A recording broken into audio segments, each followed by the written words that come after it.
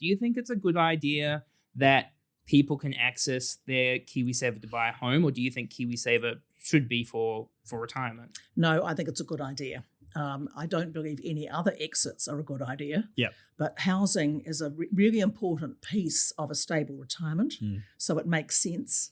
And it also, I think, is an incentive for younger people to understand that this is why I might be in KiwiSaver now. Yeah. Because 40 years later seems like far too I'm never far going away to worry about. Yeah. That's right. Yeah. So I like it, actually. Welcome to Checks and Balances, brought to you by Partners Life. I'm Michael Vincent. This is James Blair. And today we've got an extra special guest, Jane Wrightson, Retirement Commissioner, here to talk to us about the future of New Zealand retirement. We're back in your life, and we've got the Retirement Commissioner with us today. Jane, welcome to the podcast. I'm only a little nervous. Relax. Yeah. It'll be a good time. We're going to have a chat. And this is one that, sometimes my mortgage broker friend over here loves to talk about interest rates, loves to talk about loading people up with debt. As the investment advisor of the group, obviously I talk to a lot of people who are thinking about retirement, and there's a whole load of perspectives of how we're sitting. What are we looking like? Maybe we'll start with Retirement Commissioner. It's a great title. If I could change my name to the Wealth Commissioner, I think that would be great. But what is the day in the life of the Retirement Commissioner? It might be talking to people a bit like I'm talking to you, explaining bits around the retirement income system, as it were. It might be reading policy briefs and deep research, trying to understand it and thinking about how I might translate that into plain English, because I'm not an expert in this space. It might be having meetings with my team. I've got about 35 people, mostly working in the financial capability space, but a little policy arm down in Wellington.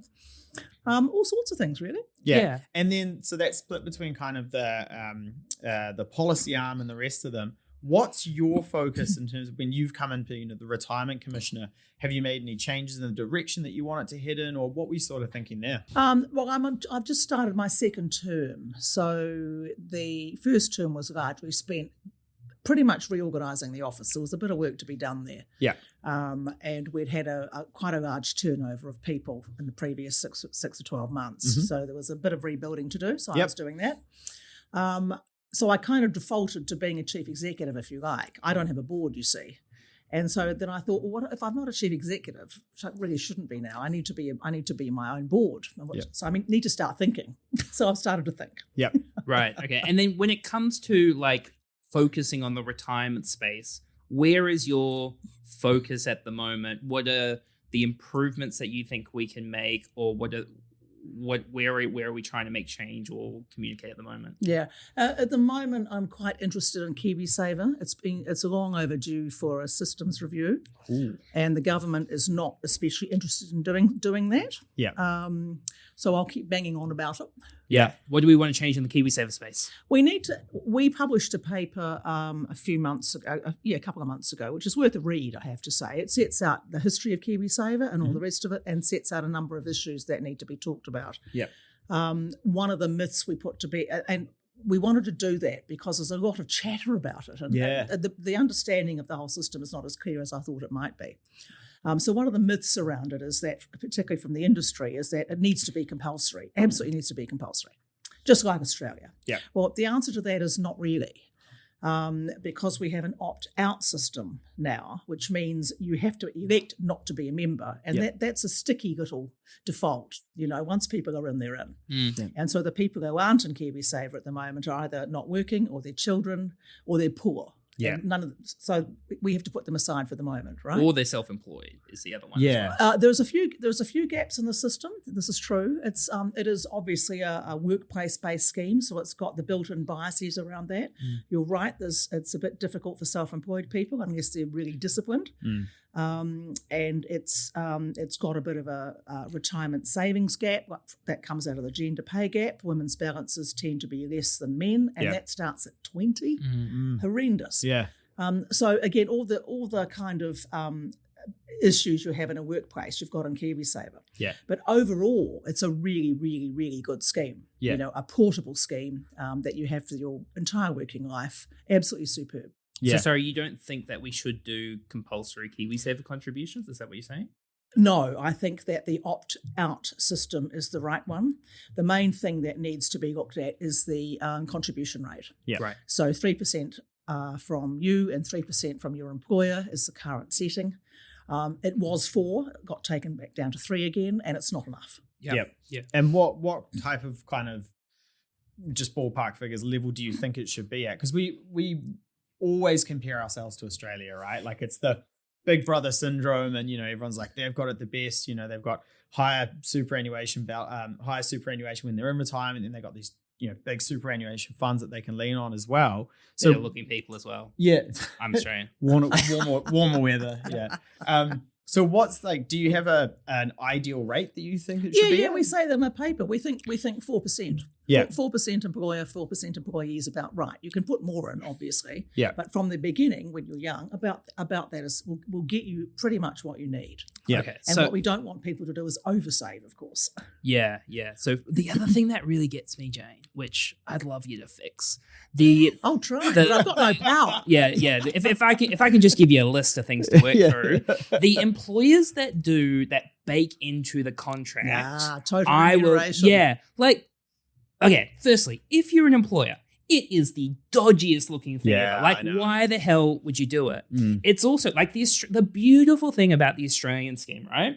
Is everything is salary plus what goes to super, right? And people are always going, what's in it for me? Nobody will ever do anything unless they go, what's in it for me? They'll think about mathematically what's the best possible outcome. But if it's not going towards KiwiSaver, they're probably just going to spend the money anyway. So is that on your radar? Again, it was in our paper. I Yeah. hate it. Yeah. I think it's completely against the principles of KiwiSaver. It wasn't how it was designed to be. And I think that at the very least, employees should stand up and talk to their employer and go, this isn't right. Yeah. Mm. Yeah.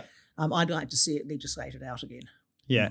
And in terms of you sort of say we've released the paper, we've done the research on it. What happens next in terms of wanting to process this change and get this change actually put into place? Well, it's up to the government of Yeah. the day. And Yeah. the government of the day, and the last one was pretty much the same, not especially interested, not high on the priority. The financial services industry, I've just been to their conference this week, has been talking about this a lot because the industry itself knows it's overdue. Yeah. So there needs to be a kind of consistent voice coming across from the industry and people like us Yeah. saying it's time. Yeah. And that's why we did our paper, to go, right, we'll do half your job for you. Yeah. Right? Yeah. We're going to set it I love down. We're that. going to set out the issues. We're going to give you some ideas for consideration. Yeah. But that's as far as we can go. Yeah, I love that because the government are busy. They're bringing back ciggies and they're raising the speed limit. They got a lot on. Yeah. So what has the reception been to the paper? Do you have Industry is really supportive, which Yeah. I'm really pleased about. Mm. Again, we're an independent organisation, so we form our own views. And I wasn't necessarily thinking they would jump up and down with excitement, particularly when we said compulsion not really a thing.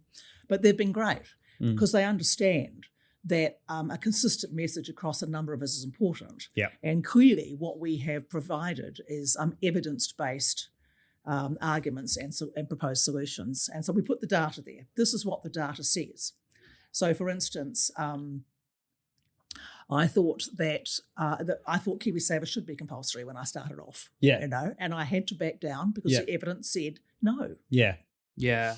When you say the evidence says no, I still believe it should be made compulsory, and I think the contribution should be at a much higher level. What is the evidence that suggests that? Because the problem is contribution rate. Like I said before, the people who are in KiwiSaver and can contribute generally are there already.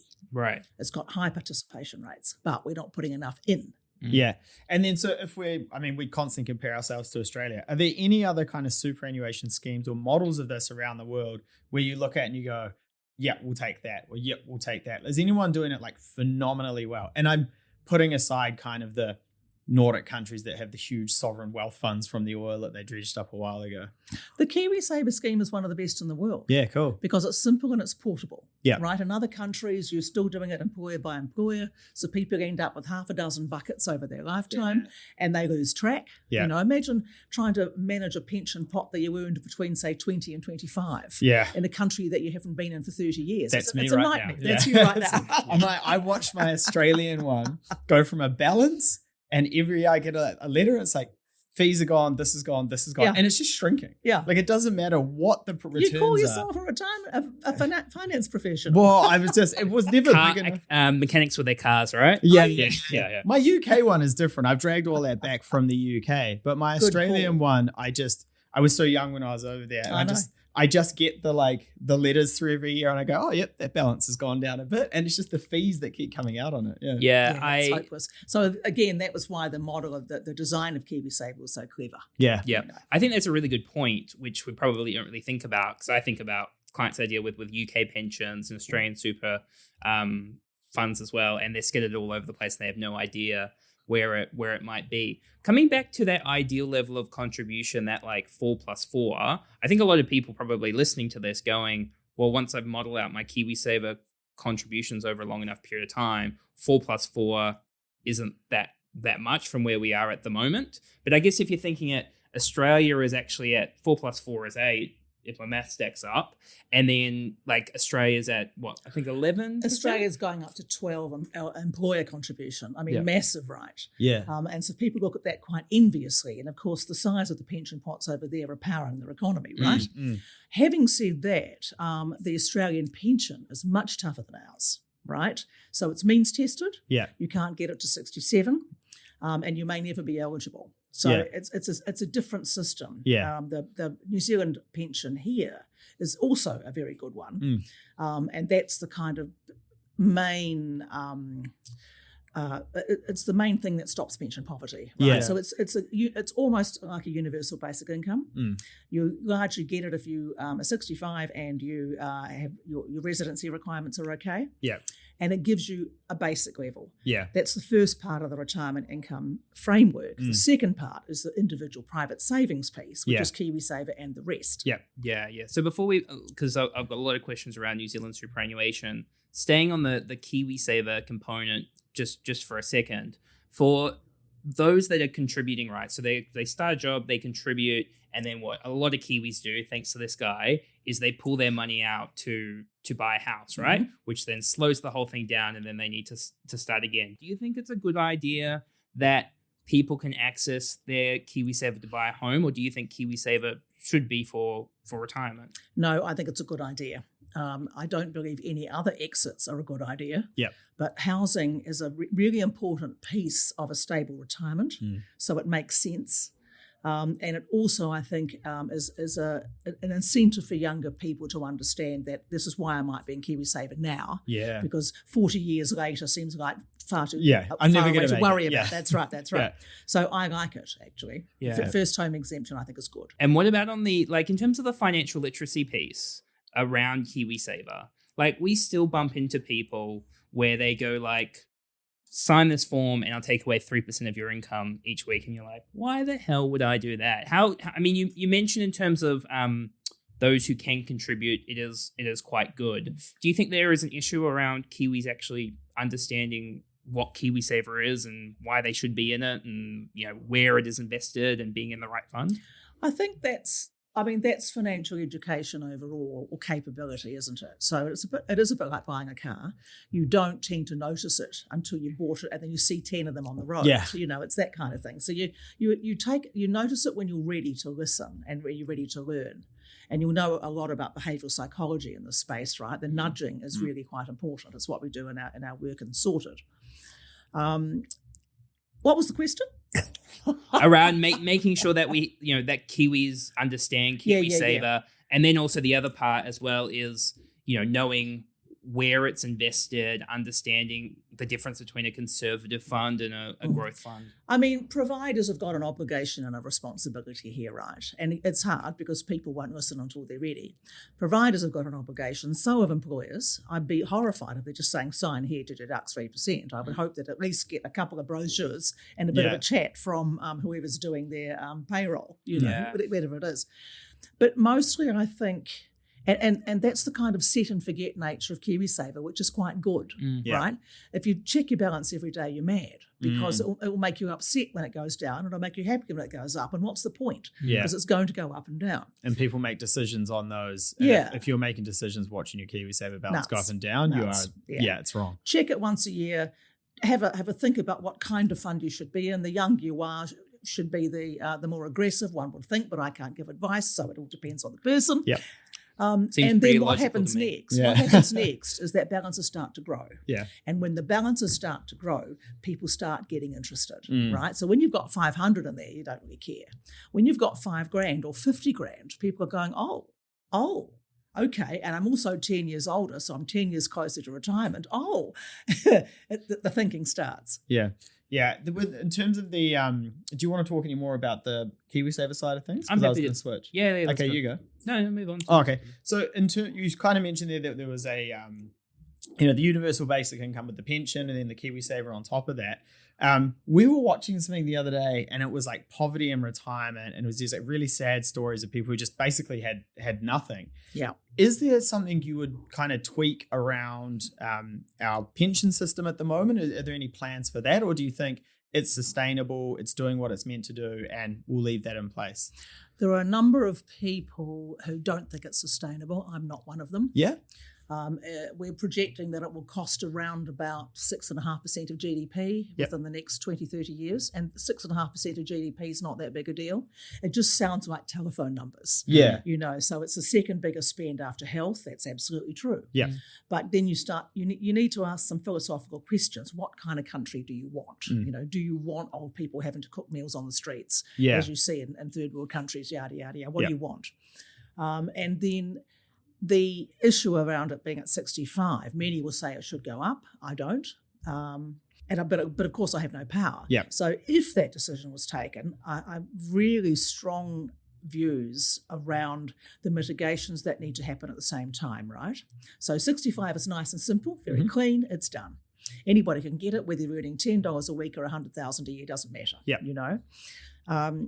So if you want to put it up, you have to think of women, Māori, Pasifika, and manual workers. And if you don't solve those problems, it would be a particularly immoral thing to do, I think. So there are flip sides to this, right? Yeah. And if you do think that the country can't afford NZ Super, which I don't believe, but let's say you do, then there are other options that need to be considered at the same time. And I would be advocating that income testing would be one of them. If I'm earning $100,000 a year and I get the super, which I'm perfectly entitled to do at the moment, you'd think you'd look at that first, wouldn't you? Yeah. However, not a good vote catcher, that one. No. Well, that brings me to a really important point, and you mentioned a couple of times in terms of your ability to make these changes. Should politicians, like in terms of New Zealand superannuation and KiwiSaver, I put it in a very similar place to probably like our infrastructure plan, which has obviously been spoken about. That if you have governments making changes over short periods of time, nothing will get done, opposed to a long piece of work like in Australia where we're implementing it on the infrastructure side. When you think about New Zealand superannuation and KiwiSaver, right? So let's say that we make KiwiSaver contributions higher.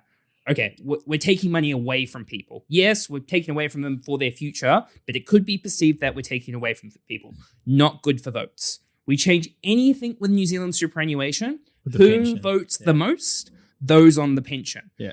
It is like if I was a politician, I wouldn't go near it. I wouldn't be go near touching it. Yeah. So do you think that some of those things should be outsourced to a third party independent? No, I think it's called democracy. Right. But like what you're right about is the lack of long-term thinking in this space, and so politicians who of course get 3-year terms, and it's a very brutal 3 years to boot, very hard to get big stuff done. Yeah. The infrastructure question is a really good comparison because we're all going mad, aren't we? Going, would you please stop fighting about the roads, the bridges, the cycleways, and bloody have a plan. Yeah. And then let's just stick to it. Yeah. And stick to Whatever it. it That's is. right. Yeah. I don't Just- care what right. it is, just stick to it. Yeah, and I feel much the same way around NZ Super policy and to a degree KiwiSaver. One of the reasons the Retirement Commission was invented was back from the 70s and 80s, where governments would invent a super scheme and then chuck it out, right? Really volatile. Yeah. Muldoon invented NZ Super per se, but only because he wanted to chuck out Kirk's one. Something else, yeah. Hopeless. Yeah. So some very smart people did a commission of inquiry, and one of the recommendations was having an office that would promote long-term thinking for a Yeah. stable system. Yeah. Because if you're younger, you have to trust that the system's going to be there for you, right? The stability of the system is crucial. Otherwise, you won't save properly. Yeah. You'll get all fatalistic.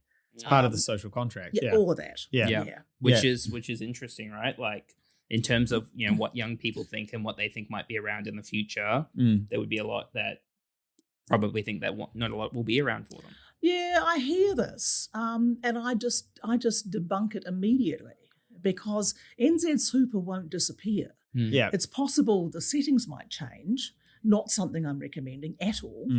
But any government considering that would have to put that, I think, to the people. Either make it an election policy, or put it out there and go, these are the options we're considering, and this is what we want to do.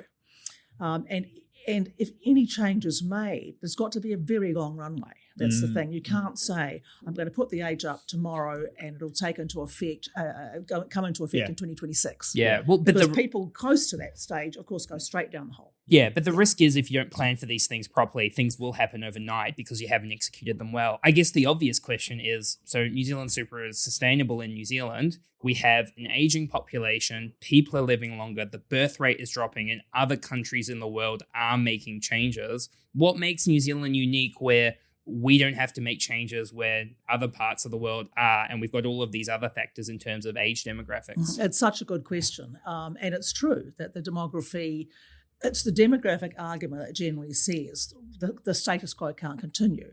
But to do modelling around this, you have to say that in 30 years' time, I know exactly what this country is going to look like. Yeah. And I'm not sure that we do. We have predictions. That's good. That's all they are, predictions. Yeah. I guess with the with kind of that idea of actually we don't need to change anything at the moment and we're just using predictions. Surely there are countries who are more ahead of that kind of progression than us, right? And we can see we might not be an exact comparison to Japan. We may not be an exact comparison to some of the Nordic countries, but surely we'd be able to look at them and go, we know enough to know that if we made some changes now, we would be fundamentally better off in the future, i.e., and that might be everything from just increasing the age of the pension or means testing the pension or doing something like that. Or if you go to the other end of the spectrum with KiwiSaver, like when we were talking to Jared Kerr, if you took the official cash rate out and put your compulsory savings rate as KiwiSaver in, you would perform the same function, but you would be saving, effectively taking money off people now to save it for later. So there's a ton of ideas out there about ways you can kind of adjust the system to make it better. It just seems a bit of a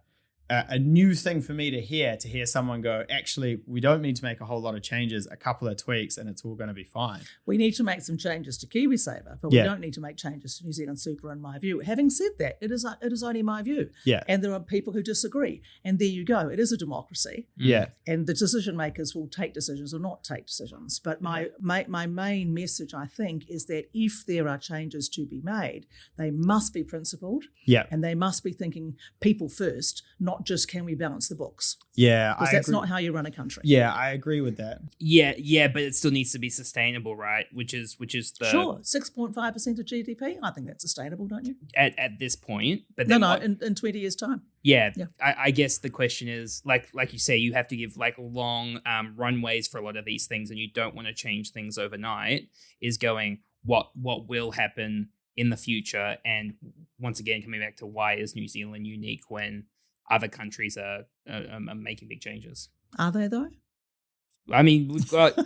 I mean, you look in other parts of the world, right? And there are changes to superannuation policies and proposals to make changes. Not much.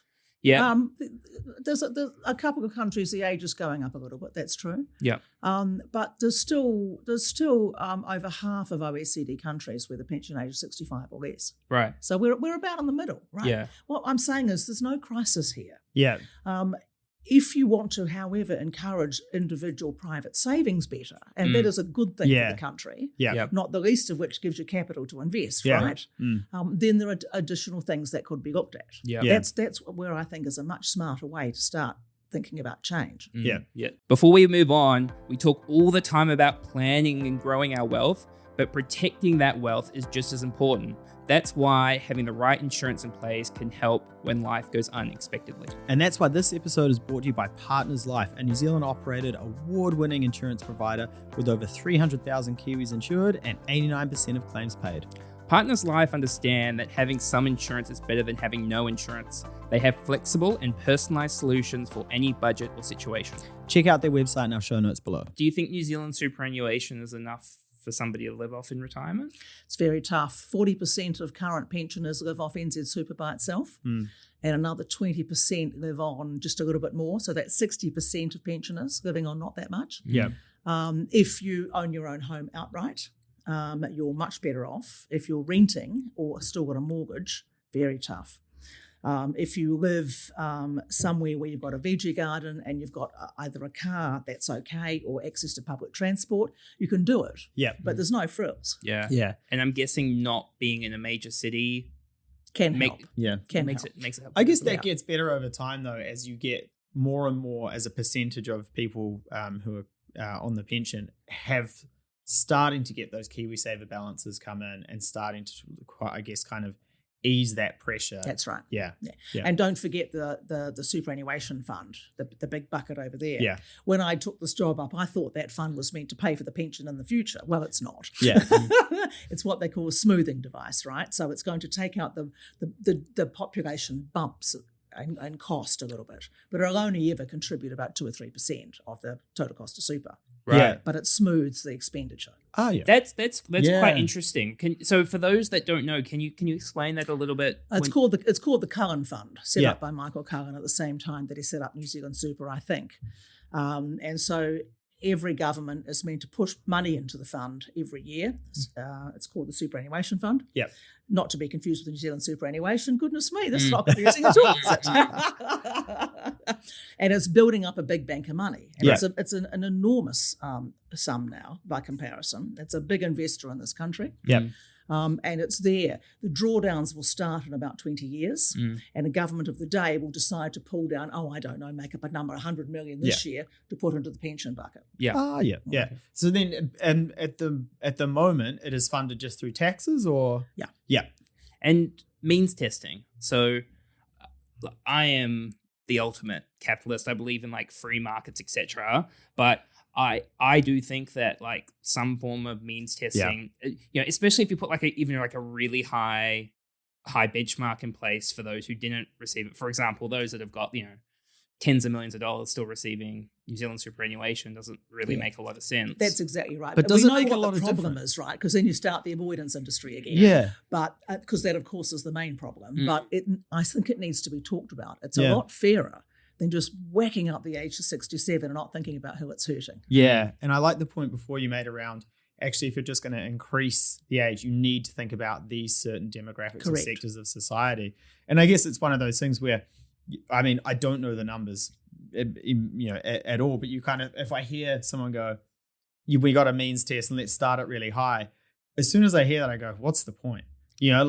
Is the juice worth the squeeze in terms of going, well, if we set it at 10 million, I know you're taking it to the extreme, but if we set it at, say, everyone who has, I don't know, income or assets or something of over 2 million or something, you go, is it really going to move the needle in any meaningful way? Or are we just making a change that is, this is fair, so we're going to implement it, maybe with the view that we change it in the future? Yeah, maybe. Again, the beauty of NZ Super is that it's really simple. Yeah. The administration costs are quite low because it's simple. Yeah. And the more you start tinkering with it, the harder it gets. The cost of it goes up. And so you end up going around in a full circle, don't you? Which is where I've ended up going, leave it alone. Yeah. Yeah. I love that you've kind of you kind of said at the start, like, I went in thinking this, I looked at the evidence, and I've gone on this journey to get to a point now where I'm like, I'm not saying nothing has to change. We definitely need to make some changes, but we don't need to throw the baby out with the bathwater and bring in, stamp something new straight away just for the sake of it. Jane, when we think about like you mentioned about Kiwi Saver and planning for your own retirement and building good levels of savings, do you think it is a good, especially for those that are maybe under 50, to have the mindset that maybe New Zealand superannuation won't be there, i.e. taking control of their own finances and planning out their own retirement? I don't think it has to be an either or. I hear the industry occasionally do that, and I think it's because they want them to say, "Well, put more money into my schemes and funds." It shouldn't be pitched as an either or. It should be the thing about private savings is that it allows you to live a version quite close to the lifestyle you had when you were working, right?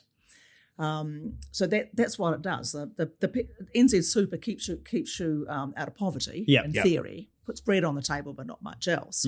But if you want to travel and to go out for coffees and do all the usual stuff, you'll need to have some money set aside for that. Yeah, and I think there was a study done by Massey in the space that for a comfortable retirement, it's somewhere between 50 and 70 grand a year in terms of income, and to have all of those basics plus the nice to haves, it's recommended that an individual needs between 800,000 and 1.2 million. Yeah, by the time they we retire. don't like banging on about the actual number much because it's so personal, and the moment you say to a young person you need to save $1 million for your retirement, they switch off. Yeah, that's not especially motivational. Yeah, it kind of depends who you are and what kind of life you want. Yeah. So if you want to live a really Duval sort of lifestyle, you're absolutely going to need a lot of money, aren't you? Well, no. I think you just need a pot of someone else's money. Yeah. If you're living You in take Duval, their money, you put it into your yeah. pocket. I think that's the. Yeah. Do you think it's not good to talk about like benchmarks and numbers and like where people should be at? Not always. Again, it depends what motivates you. And there is a lot of behavioural psychology around this, isn't there? People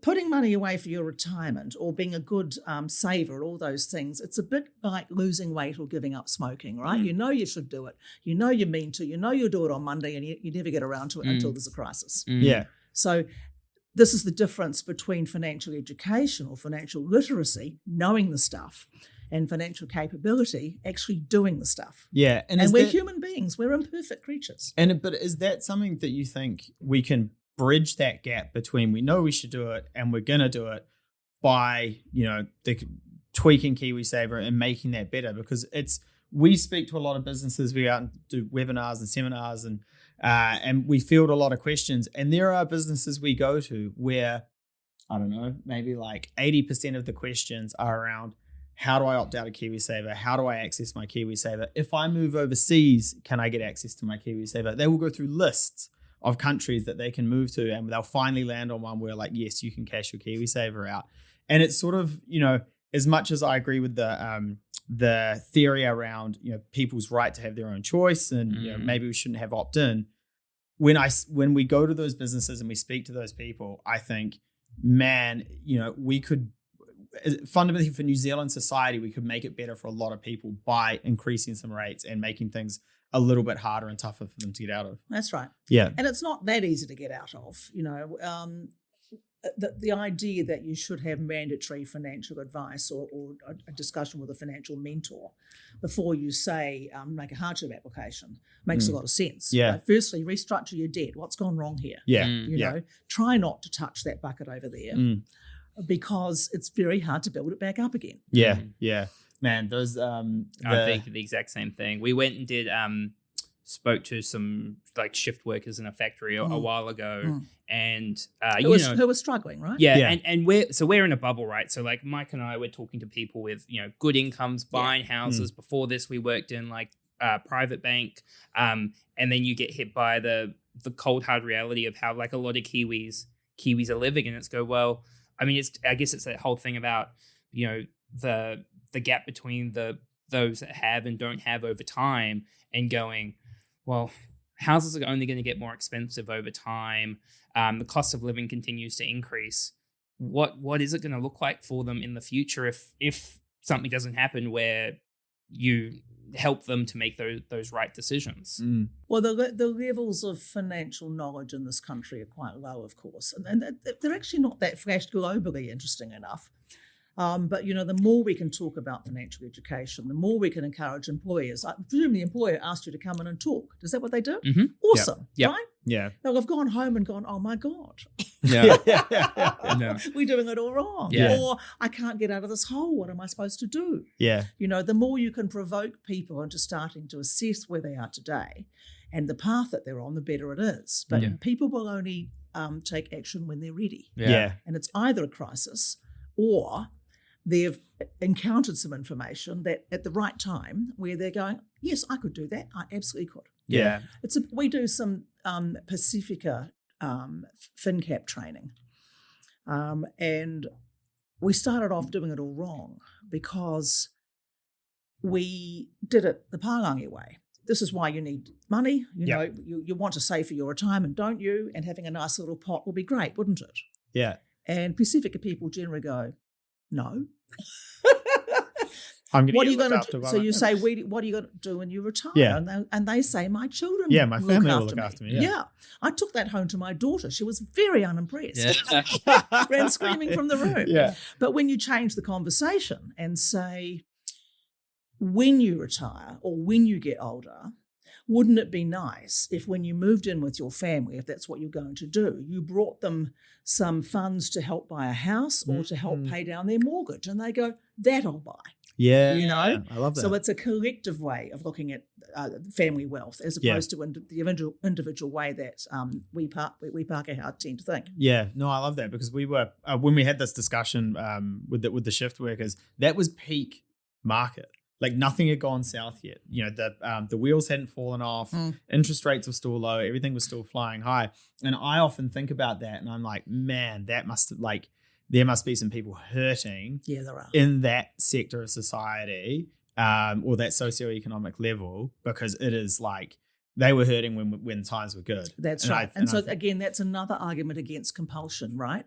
If they need to stop their KiwiSaver contributions, they should. If they're not getting bread on the table, Maslow's hierarchy of needs, right? Yeah. Get the bottom bit first. Yeah.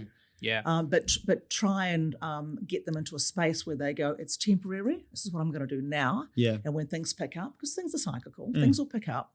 We're gonna go back to where we were. Yeah. You mentioned before around how like Australian Super has been around for a while, and now it's kind of really powering the economy. We had Sam Stubbs come on the podcast and was talking in a really positive way around how as KiwiSaver funds continue to grow, the government is looking for overseas investors while there's plenty of money here to invest into infrastructure and the likes. What do you think it means, like just in a wider sense, in terms of like New Zealand and becoming more prosperous and growing? Those KiwiSaver funds continuing to grow over time. What is that going to do for the country? Well, it's not going to hurt the country, is it? It's definitely not going to send us backwards. No, of course it's for the country's good. There's no question.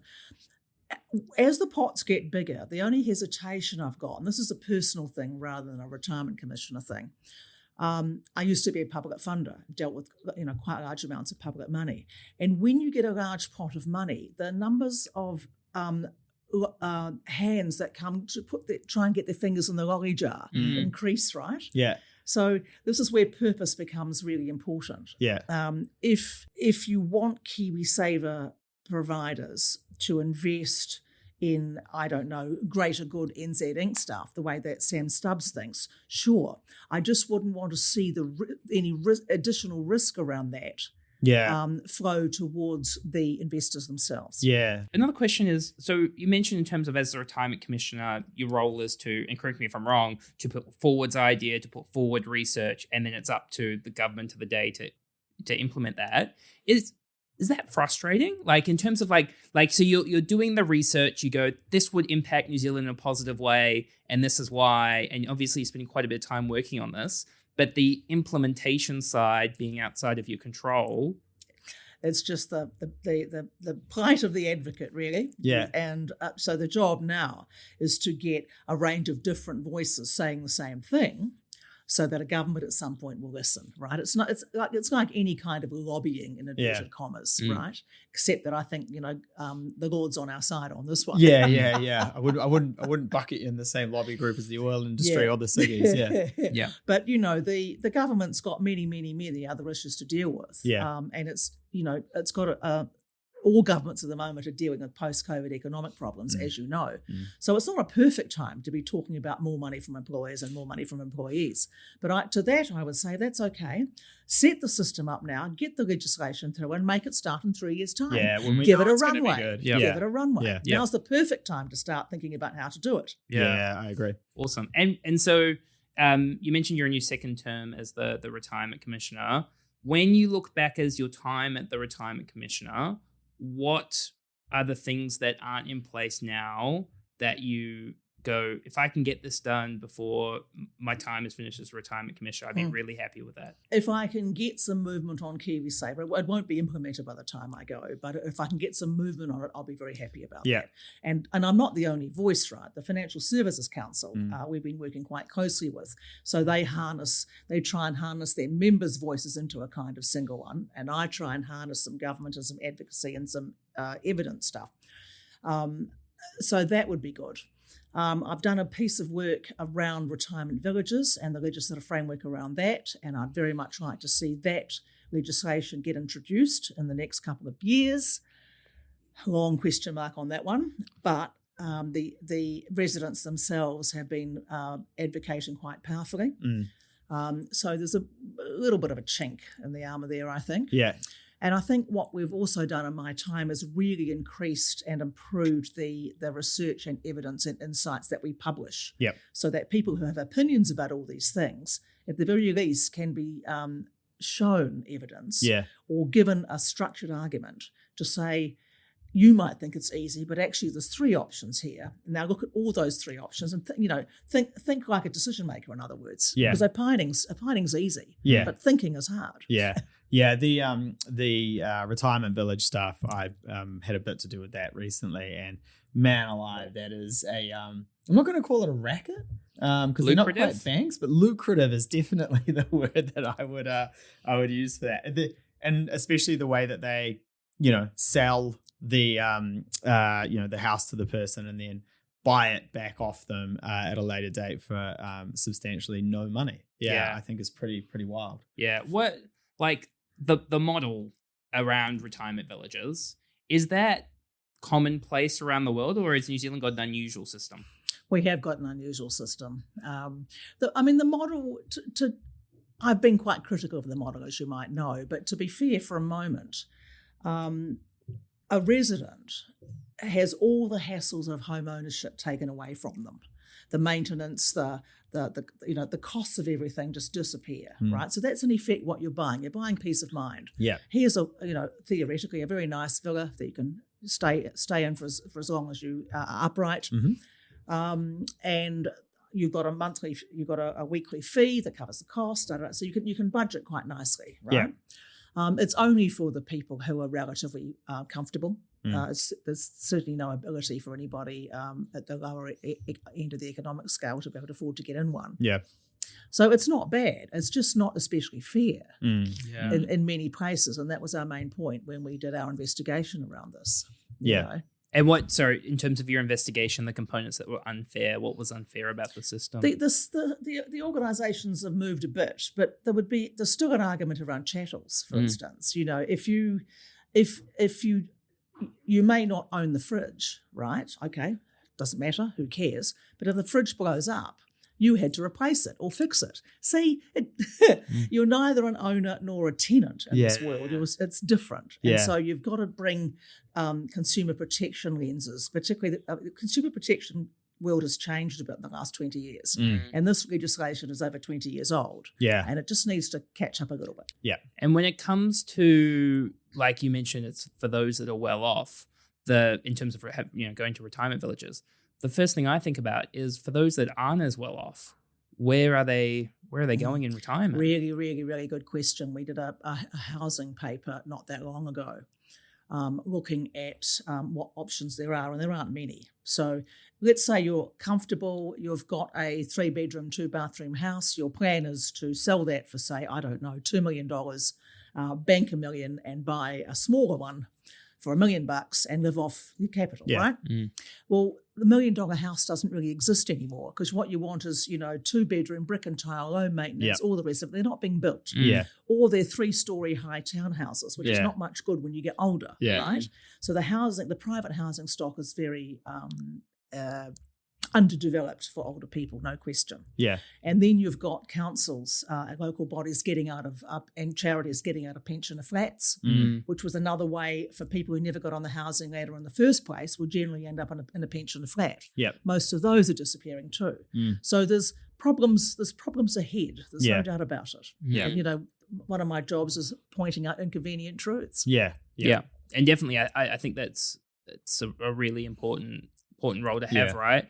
And especially when you think about, we continue to have an aging population. There's that important, whether New Zealand superannuation is or isn't sustainable, the conversation around it and the facts coming out about it and the data coming out about it and the way that people care about engagement around Kiwi Saver, whether it is enough, not enough, people thinking about their future and going, what am I going to do? Where do I need to be? Making sure they're thinking about more than just the present, right? Yeah, and if you lift up, again, it's really important that people advocate for a stable system. Yeah.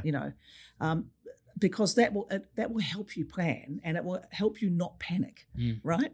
So a stable system's big. Dispelling fears around it. There's not much point, catastrophizing about there'll be no pension. Yeah. The Kiwi Saver provider might die. You know, all of that's just silly. So dispelling fears around it being a strong, stable system is really important. The independent savings, of course, are important. Yeah. Absolutely important. And the more focus people have got on that, the better. It's hard. We all know it's hard, but it's not impossible for most people. Put aside the 20% who can't put bread on the table, because they're the ones that tend to sway the argument sometimes. Put them aside. There's a whole different set of problems.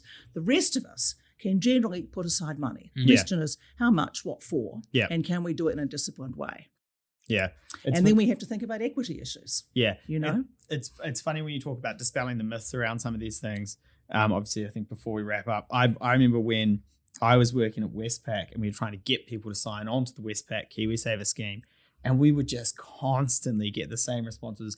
I don't want the government having my money. They're going to use it for something else. Right? And just no idea what was going on. Right. And it's a much different landscape, now about these things, because everyone understands Kiwi Saver a lot better. But I just remember being like, what do you mean the government? Like the government don't have this. Well, I mean, people couldn't get their head around it. Yeah. I mean, it was a extraordinary vision that Sir Michael Cullen had around this, and fighting it through the system way before my time would have been, I assume, really difficult. And I'm assuming some in the industry thought it was pretty dumb as well. Yeah. Yeah. And I still had I still had people referring to Kiwi Saver as Kiwi Bank. Like, do you know what I mean? Jane, this has been a really interesting chat, and I didn't expect we would solve all of the retirement problems today, but it's certainly a worthwhile discussion to have and to be kind of fleshing out these points. So thank you very much for your time. Cheers. It's all right. The one thing I should say is that if you ever want decent information around this that's not selling anything, you need to go to sorted.org.nz. Yeah, 100%. And I say that to advisors as well. Advise your client, absolutely, and then say, and go and look on Sorted. They'll be saying much the same thing. Yeah. And if they're not saying the same thing, I can tell you why. So it's part of that big uplift for educating people to understand some of this stuff. Yeah, for sure. There is phenomenal tools we use it quite a bit. on that website, and a really easy way for people to, opposed to maybe talking to an advisor, sometimes it can be a little bit intimidating or whatever it might be. Opposed to, filling out a budget, how long will it take me to pay off my mortgage? How much will I have in retirement? Comparing Kiwi Saver providers, it's a really, really good platform. Yeah, we always say you really do need to seek advice. There's no question about it, but you can use Sorted to prepare for that. Yeah. Or to upskill yourself. If you're worried about feeling dumb, then jump on the website. Look on the website for a bit. Yeah, cool. Yeah. And don't worry, we will not call you dumb. Go and get advice. Jane, thank you very much for your time today. Much love to Partners Life for sponsoring the episode. And to Sorted. And to Sorted for all of the great tools out there. Please make sure to subscribe to the YouTube channel, give us a review, give us a like, and we'll catch you next time. Cheers.